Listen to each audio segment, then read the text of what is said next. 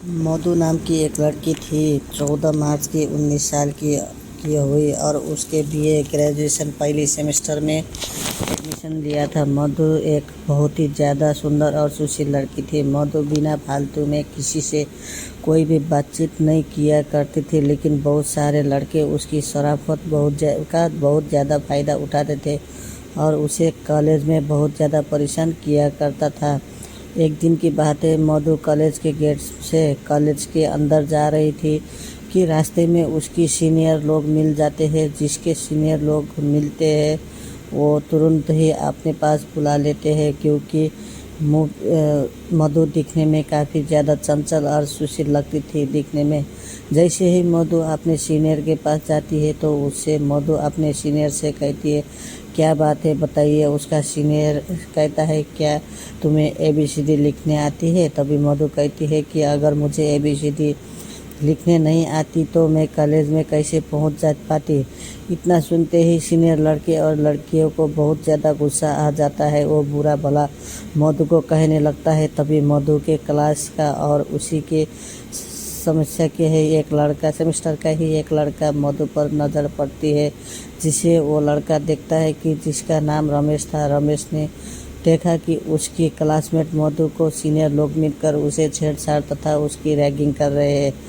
ये देखकर रमेश को राह नहीं है, वो सीनियर के पास जाता है और कहता है कि ये जो आप लोग कर रहे हैं वो बहुत गलत बात है। किसी भी लड़की को इस तरह परेशान करना बिल्कुल भी अच्छी बात नहीं है।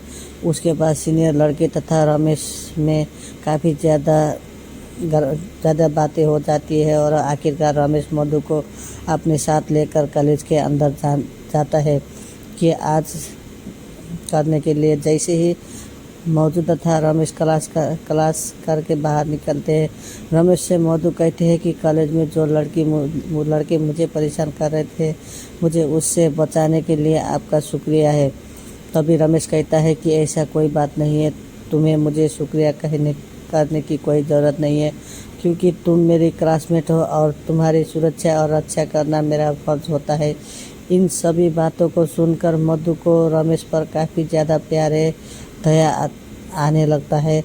अब कॉलेज में मधु और रमेश दोनों साथ साथ जाते हैं।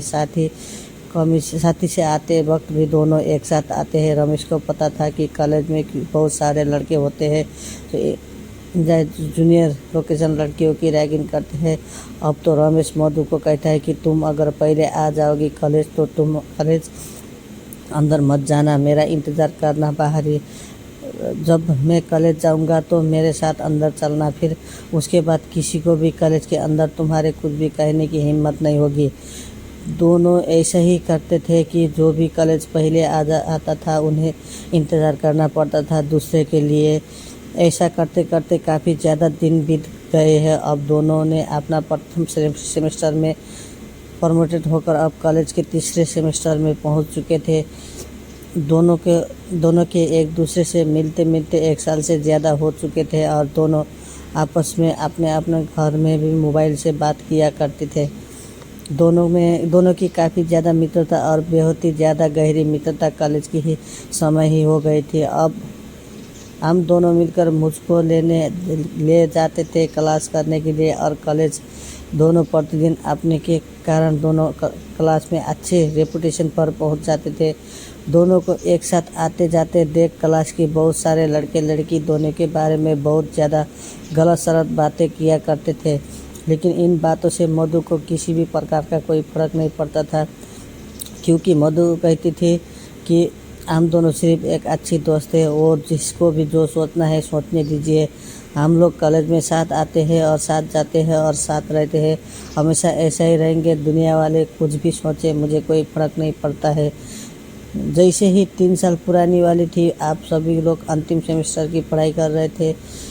बधाई देने के बाद, परीक्षा देने के बाद सभी लोगों की छुट्टी होने वाली थी, लेकिन मधु को इस बात की चिंता होने लगी थी कि बिना रमेश की दोस्ती के कारण वो एक कदम चलना तो दूर की बात है, कॉलेज आने जाने भी नहीं पहुंच नहीं चाहती थी। रमेश का आखिर मधु का आखिरी एग्ज़ाम हो रहा था, तभी मधु रमेश से कहते हैं कि मुझे तुम्हारे बिना रहने की आदत नहीं है। हम कहाँ से, कॉलेज तो बंद हो रही है जाएगी, अब तो कोई क्लास करने भी कॉलेज नहीं आएगा। मुझे आपकी आदत लग गई है, मैं तुम्हारे बिना नहीं रह सकती हूँ। उसके बाद रमेश कहता है कि मेरे भी हाल बिल्कुल ऐसा ही है, क्योंकि हम लोग पिछले 3 सालों से एक साथ रहते हैं, एक साथ आते हैं, एक साथ जाते हैं और क्लास में एक साथ पढ़ाई करते हैं। साथ ही साथ हम लोग कॉलेज के बाहर से घर से भी एक दूसरे को फ़ोन पर बातें करते हैं। ऐसे में कॉलेज ख़त्म होने के बाद हम दोनों को एक दूसरे से मिलने की तरह से आने जाने का ख्वाब तो टूट ही गया था। इस बात की चिंता से दोनों बहुत ज़्यादा परेशान थे। वो सोच रहे थे कि हमें किस प्रकार से एक दूसरे के साथ फिर रहने और घूमने के लिए जाएंगे। लिखित परीक्षा अंतिम चल रहे थे। परीक्षा देते देते शाम हो चुके थे। मधु और राकेश में शाम के समय चाहते वक्त कोई ज़्यादा खास बातचीत नहीं हो पाई थी, क्योंकि मधु को कॉलेज लेने के लिए उसके पापा आ गए थे। और जैसे ही वो गोरे से पैसे लेकर निकले, अपने पापा के साथ मोटरसाइकिल पर बैठकर अपना घर चले गए थे। पर जाते ही मधु को काफ़ी ज़्यादा अफसोस आया कि वो अपने पुराने सबसे अच्छे मित्र से कुछ बात भी नहीं कर पाई है। फिर मधु अपने घर वाले को इधर उधर जाने का इंतज़ार करती है। जैसे ही घर वाले रह जाते हैं, मधु अपने कमरे में जाती है और रमेश को फ़ोन करती है। जैसे ही फ़ोन करती है, एक ही रिंग में रमेश फ़ोन उठा लेता है और कहता है कि मुझे पता था तुम फ़ोन ज़रूर करोगी। उसके बाद मैं तो कहती है कि मुझे माफ़ कर दीजिए, मैं कॉलेज में आपसे ज़्यादा बात नहीं कर पाई थी, क्योंकि मेरे पापा आ गए थे मुझे लेने के लिए और बोल रहे थे जल्दी घर चलो, मुझे बहुत सारा काम है। उसके बाद तो मैं कहने में है कि मुझे आपसे बिना बिल्कुल मन भी नहीं लग रहा है। उसके बाद रमेश भी कहता है कि मुझे भी और मेरे दिल से हाल भी कुछ ऐसा ही है। तभी मधु कहती है लगता है हम दोनों को प्यार हो गया और अब हम लोग एक दूसरे के बिना नहीं रह पाएंगे। जैसे जैसे समय बीत रहा था, वैसे ही उन दोनों की मजबूरियाँ बन गई थी, क्योंकि दोनों बिना कॉलेज के अब एक दूसरे से मिल भी नहीं पा रहे थे। अब तो दोनों की व्हाट्सएप कॉलिंग तथा ऑडियो कॉलिंग पर ही ज़्यादा बातचीत होती थी। एक समय ऐसा है कि दोनों 24 घंटे बात किया करते थे, क्योंकि उसके बिना एक मिनट भी दोनों में से किसी का भी मन नहीं लगता था। उसके बाद एक दिन नौरंगी दी की है कि क्या हम लोग इसी तरह फ़ोन पर बात रहेंगे सभी दिन। तभी मधु कहती है कि मेरे घर वाले मेरे शादी के लिए लड़के देख रहे हैं। आगे मधु कहती है कि कुछ भी हो जाए, मैं किसी और से शादी बिल्कुल भी नहीं करूँगी।